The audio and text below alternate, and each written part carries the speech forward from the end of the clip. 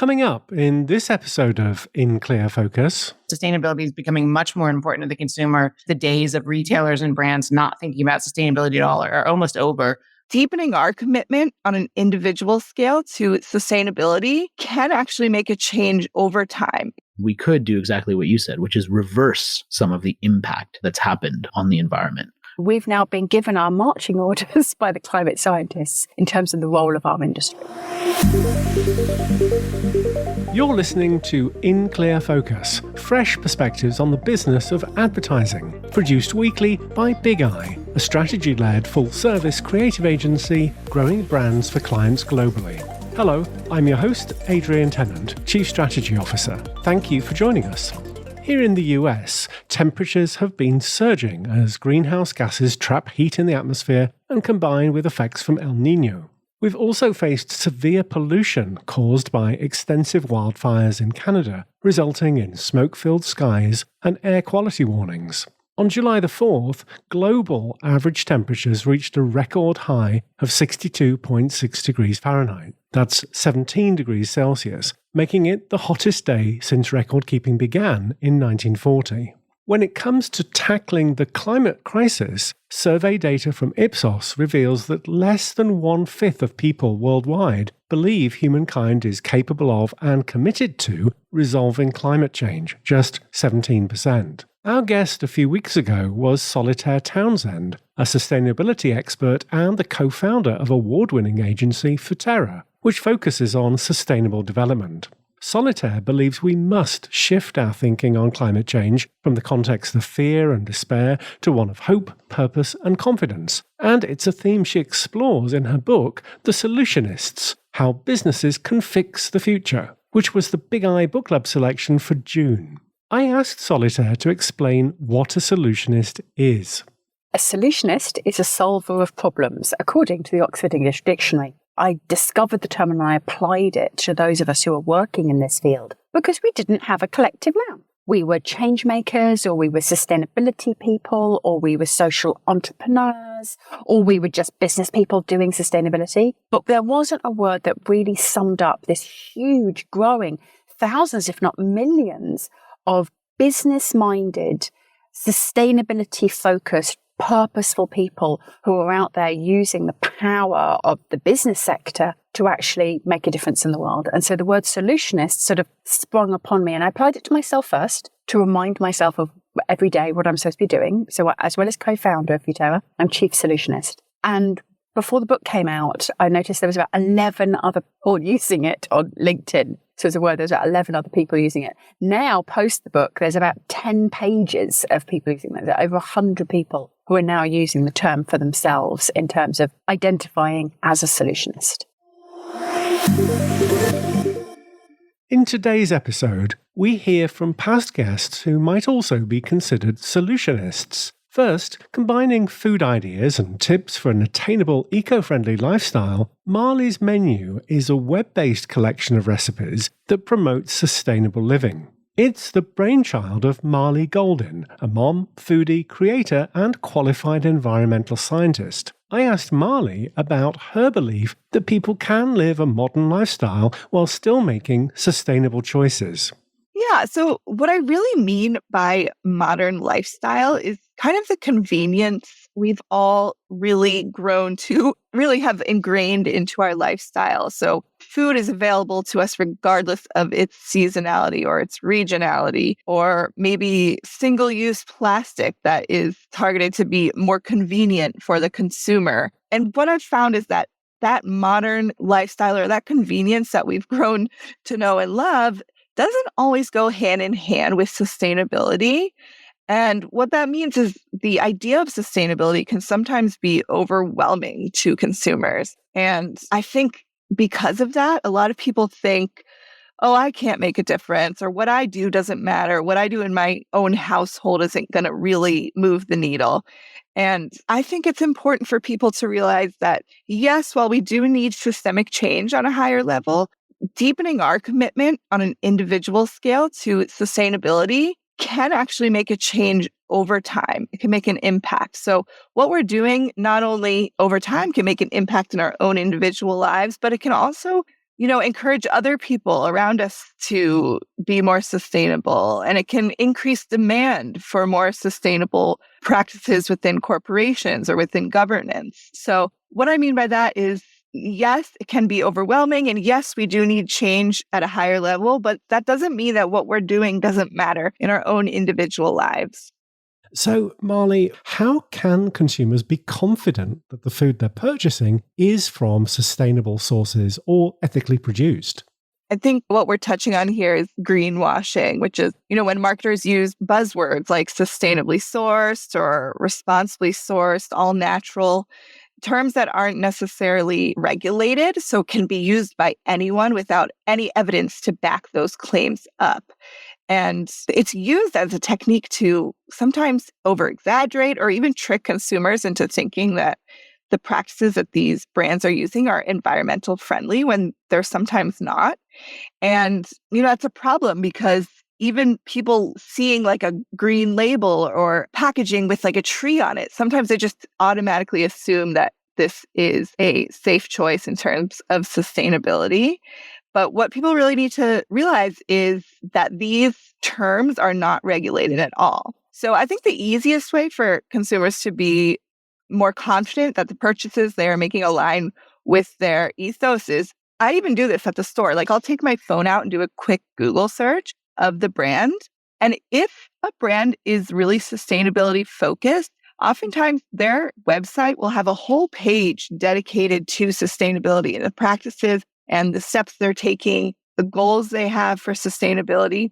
If you get a brand that just says sustainably sourced or all natural, and then you Google them and there's nothing more on their website at all about those practices that actually give you proof that these are real things that they're trying to make a difference on, you can safely assume this might be a way of the brand greenwashing. So aside from doing a quick Google search and doing your own little research, you can also look for certification. So within food, that would look something like a Rainforest Alliance certification, fair trade. In coffee and chocolate, you can look for UTZ certification, USDA certified organic, non-GMO project. When it comes to seafood, we have Marine Stewardship and Friend of the Sea. And these are all just certifications within food. So outside of food, other brands can have other green certifications. And if you're interested in learning more about that, you can just do a quick Google search of green certifications for business. And you can see lists of different certifications that you can look for on different brands. And the process to getting certified is pretty rigorous. So if you're seeing any of these certifications, you can feel confident that the brand is sustainability focused. Renee Hartman is the co-author of Next Generation Retail, How to Use New Technology to Innovate for the Future, our Big Eye Book Club selection in March. I asked Renee about consumers' post-COVID priorities. I think when you talk about the consumers and how things have changed, the number one thing consumers are wanting products that are sustainable, and they want the selling methods to be sustainable too. So sustainability is becoming much more important to the consumer. And I think the days of retailers and brands not thinking about sustainability at all are almost over, and consumers are really looking for that. Well, sustainability is the focus of a chapter in Next Generation Retail, and you acknowledge that it can be daunting to navigate the sheer volume of issues that fall under the umbrella of sustainability. You also cite a statistic from challenge.org, which finds corporations that plan with climate change in mind secure an 18% higher return on investment than those that do not. Renee, what are some ways retailers can achieve more sustainable business practices? Yeah, we talk about, different ways that companies can look at sustainability. And I think one of the people that we interviewed through the book, his name is Andrew Sullivan, and he really made some good points. He focuses on sustainability. And his point is you have to look across every aspect of all of the business. It's not just one person's job. It's not a sustainability officer's job. It has to be something that goes back to the CEO and has to be infused throughout the organization. And so we encourage everybody to look at all different aspects of it. So in the retail store, it could be everything from looking at the types of lights that you have in your retail environment. How can you make lower energy use? How can you reduce waste in your packaging? We talked to another interviewee who talked about automated checkout and how that freed up time from the checkout person to go out and do shopping. And then when you deliver it to the customer, you're using routes that are using less energy, you're using electric cars, things like that. So even everything down to, delivery can become a more sustainable option. And then looking at the product, we always talk about looking at the product backwards, right?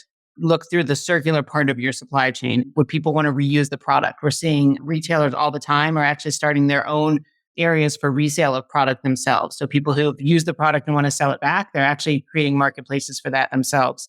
And of course, obviously going to the entire supply chain, right? In terms of, how can you reduce waste? How can you reduce energy? How can you use better materials?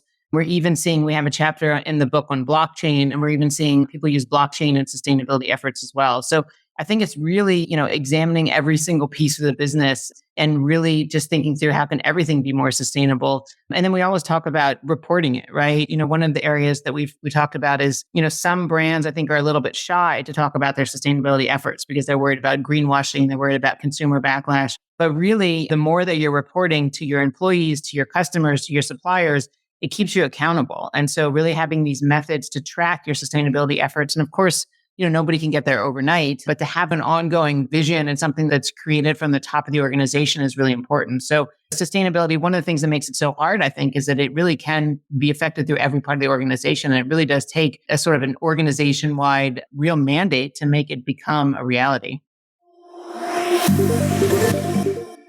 So, how should companies design and develop sustainable products and services? Thomas Klafke is the head of research for the Amsterdam-based firm Trendwatching, leading the team responsible for mapping out global consumer trends and insights. I asked Thomas about the framework Trendwatching has developed to facilitate purpose-driven innovation. Throughout the last couple of years, we're seeing a move more towards what we call the purpose economy. So really an economy that are businesses that solve the big problems that we have. That's why we call it purpose-driven innovation methodology. And the idea here is that you still have, on the one hand, 3 pillars that we look at. One is, as you were already saying, as we're quite innovation-led, is innovations. Then we look at what we call basic human needs. So what kind of basic human needs is this innovation really satisfying? Because these basic human needs are, never changing. They're quite certain. It's something. So as an example, you have like a convenience there or safety. It's very general kind of principles. And the third pillar is drivers of change. So these big major shifts that are happening, like urbanization or climate change. And so we bring these 3 things together, drivers of change, the innovations, and the basic human needs. And out of that, we look at what are some consumer expectations that are emerging from that. So for example, you could ask yourself, like, okay, if consumers are using this product, are seeing this ad, what would they expect from other companies after that? So this is kind of the questions that we ask. And the new framework that we add to that is the impact bit, basically. And here we're using 2 kind of things that are one of them is quite known, which is the UN SDGs, UN Sustainable Development Goals, these 17 goals for sustainable development in the world that we're using as basically like a purpose filter. So on the one hand, we're mostly looking at innovations that relate to these 17 UN SDGs and are then looking at all of these other elements. And on the other hand, we also use another framework called the 8 Sustainability Principles. It's from a bigger work of a Swedish scientist and sustainability expert called Karl-Henrik Robert, which is called the Natural Step Framework.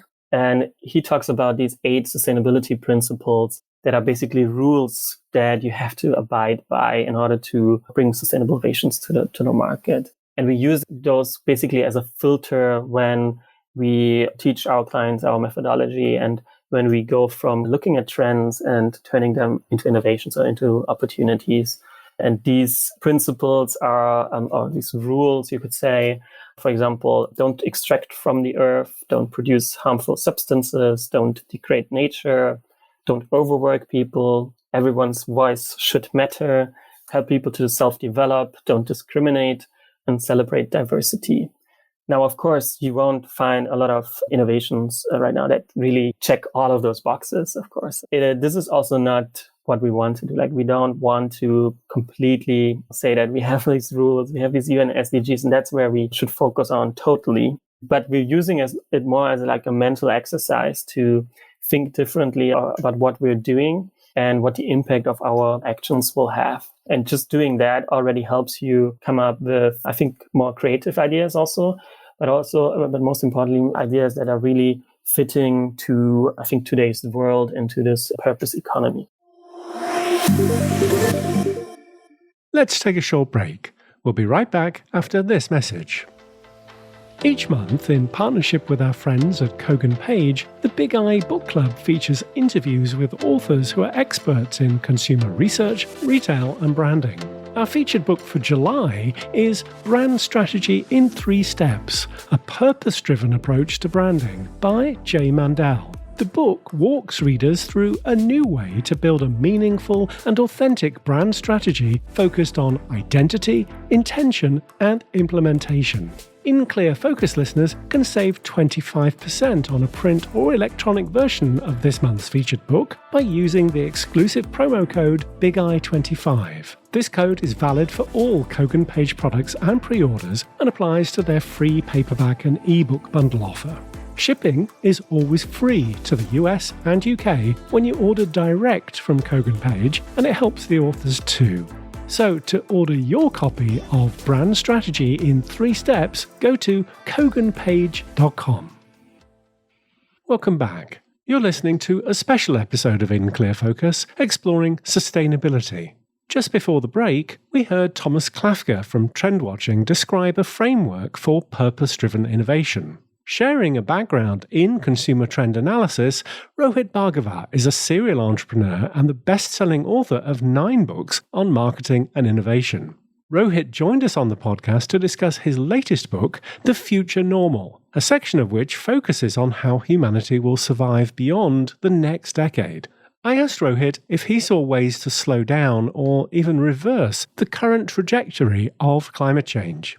There are some. And so some of the ideas that were presented in this 3rd section of how humanity will survive need to be farther future ranging in terms of solar geoengineering, for example, where we're looking at ways of cooling the earth artificially and all the ethical issues that come with that. There's a great entrepreneurial company called Thales that makes shoes out of recycled bags and recycled plastic bottles. And I just got my pair that I ordered. It took a while to come, but now I just got my pair. And so trying out a lot of those types of technologies that have potential farther into the future was really fascinating. One of the trends that we wrote about in this section specifically was what we called inhuman delivery. And that was an interesting exercise for us because it was basically about drone delivery, which is a topic that's not necessarily new, although it's not mainstream. I mean, most places don't have drone delivery yet, but it has a lot of issues attached to it too. Do we really want all these drones flying around overhead? And you can picture the dystopian landscape of just walking down the street and having all these drones in all these places. But what was fascinating about this one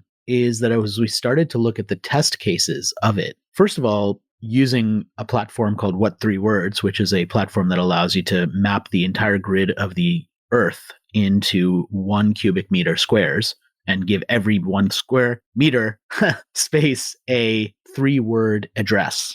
You could allow drones, for example, to deliver things to people who are standing in the middle of a forest or standing at a place that doesn't have a physical street address. So that's transformative to allow drones to deliver. But the huge opportunity is really to allow drones to deliver to places that are hard to deliver to. So we tend to think of innovation as, oh, it's going to happen in the city first. It's going to be like this urban thing first, and then the people in the country, the rural customers, will be left behind. And what was interesting about this one is that it was actually the reverse. That drone delivery may take off for rural environments much more quickly because it is the best option to be able to get delivery of packages to people in far-flung areas, but also essential medicines, vaccines, things that are difficult to transport in other ways might start happening through drone delivery. And obviously there's more space out there as well. So you don't have this issue of other things flying overhead or trying to navigate buildings or things like that make it difficult to enable this sort of delivery. So sometimes when we started looking at these innovations, what you think about innovation, the assumptions we make, oh, it's going to happen for this group of people first, and then these other group of people turn out to be exactly the opposite. Sustainability is a theme that appears several times in the pages of The Future Normal. What are some of the most interesting or inspiring examples for you? You know, I would say that there's a lot of talk about net zero or like having zero impact.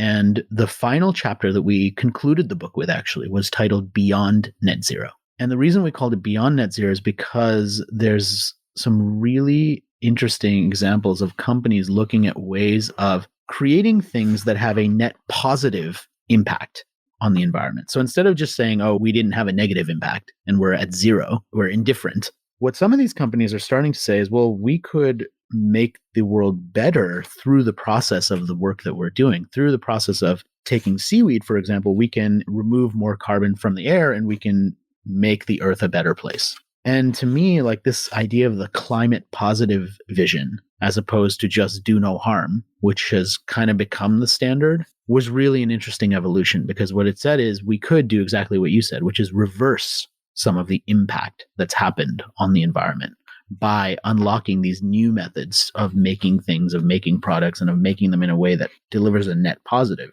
to the earth. Returning to the role of marketing and its impact on carbon emissions, a typical online advertising campaign produces around 5.4 tons of CO2 equivalent, which is approximately 1/3 of the annual carbon footprint of an average American. Now, this data is from the UK-based ad tech company Goodloop, which distributes ethical advertising in premium placements and allows consumers to make donations funded by the advertiser in return for watching ads. I asked Solitaire Townsend whether models like Goodloop's can be as effective in terms of reach and engagement compared to traditional models. So I think what Goodloop is doing is super fun, and I really, really enjoy seeing the growth of what they do. But I am going to push back for a second, because the impact of our industry actually isn't the direct carbon impact of our adverts. If you are advertising through Google, if you are advertising through Facebook, if you're advertising through Instagram or on any of the major platforms, actually there isn't a significant carbon footprint, because all of those major platforms are already using renewable energy for their data centers. So a lot of hand wringing, which was very appropriate a couple of years ago, isn't really the case anymore. So what I wouldn't want anyone to do is to think that the footprint of our adverts are what matters. What matters is the brain print of the messaging within them. So whilst, as every industry should, we need to clean up our house, and we should have probably cleaned up our house some time ago in terms of our own carbon footprint, that's not what is called the material impact of our industry. The material impact of our industry is what we're asking consumers to do, not the carbon footprint of our adverts. Michael Smith is an applied cognitive neuroscientist and management professional with a deep interest in sustainability. He's also the author of the book Inspiring Green Consumer Choices: Leverage Neuroscience to Reshape Marketplace Behavior. I asked Michael what brand marketers need to do to encourage consumers to shop more green. Brand marketers need to make their sustainability claims more trustworthy and transparent if people are going to be more accepting of those claims. They also need to focus more on highlighting the immediate and concrete functional benefits of their products, and then more as a secondary consideration, focus on the more long-term and abstract environmental benefits. Because at the end of the day, if we're not getting our needs satisfied by a particular product or service, we will explore other ones. So shoppers need to be convinced that whatever their primary need is, be it taste or health or identifying something aesthetically pleasing, they're not going to go after the secondary needs. Also need to ensure that their offering has some degree of mental and physical availability. Byron Sharp, in his book, How Brands Grow, emphasizes that having something top of mind as a brand and have it physically available where you're shopping are the keys to increasing sales and growth of your brand within the broader category. And this is as true for sustainable brands as it is for any other brand. And then I think marketers really need to get comfortable with letting go of the notion that just because somebody filling out a survey says they're willing to pay more for more sustainable products doesn't mean when the rubber hits the road that that's true. Some people can be distracted by a discount on a neighboring product that they find at the shelf. And many people, the majority of the population really, especially these days, don't have the resources to spend more money on fulfilling their product needs. And so I think there needs to be a greater emphasis for marketers marketing more sustainable products to do everything they can to achieve price parity with the competition if they want to have more success in this sphere. Our Big Eye Book Club selection for May was Purposeful Brands, How Purpose and Sustainability Drive Brand Value and Positive Change, written by Sandy Skis. Reflecting their over 3 decades of expertise in management consulting and strategic communications, I asked Sandy about the challenges of communicating purpose and sustainability. There are 2 things I want people to understand about communicating purpose and sustainability in all kinds of communications, from advertising and marketing through to corporate communications, all of it. The first is these are very complex dimensions of a business that require a whole range of communications across all of your owned, earned, and paid channels. There's so much complexity in what a company is doing to reduce its carbon footprint, for example, or reduce its greenhouse gases, improve the way it manages water, all those things. Highly complex. This isn't just one report you're going to issue. You need to be communicating it over and over throughout the course of the year. Think about on pack as a place to communicate those messages. Think about it on shelf, on your website, on your socials. This is a complex story that needs lots of ways in, etc. The second thing I want you to know is that the language you use to tell the story runs the spectrum from highly technical, highly factual, extremely transparent, very detailed and data-driven, all the way up to inspirational, aspirational, and visionary. A CSO that I've worked with, who I love dearly, who's been a leader in this space for years, she said, it's up to us to set the highest order vision of the kind of world we want to create with our business. That we have to both set that vision and then explain in scientific terms how we're going to get there. And that is a very interesting communications challenge. We need words that are aspirational and pulls people along with us as a business and a brand. And we need highly technical information so those who are trying to really understand the progress we're making can find the facts in the things that we're saying. What advice would you give to other creative and communications professionals looking to make a positive impact on sustainability and climate action? I think there's a couple of ways. One is in the way in which we depict people in commercials, in ads, in visuals. Can we have a recycling bin somewhere in the shot, for example? Can we have 2 people who are chatting instead of each holding a disposable coffee cup? Maybe one's rinsing out the peanut butter jar to throw it into the recycling bin. Like all those social cues that we as creators have access to, we can change behavior very subtly, or using those subtle behavior cues, in the shot. And think about, how do we do that? How can we use this commercial for, hand soap? Maybe we show the person washing their hands and turning the tap off in between soaping up your hands. Like it's all those little behavior cues that will drive behavior change. So I think that's number one. The second thing, and I actually said this, I was the guest speaker at a very large food and consumer goods packaging company. I was a guest speaker for their Earth Week all hands employee kickoff. And what we were talking about was product innovation. Brand managers are always looking for what's the next product we're going to bring to market. We've got a budget. We're in the innovation pipeline. We're thinking about, let's go with a vanilla flavor this year. Let's add vanilla.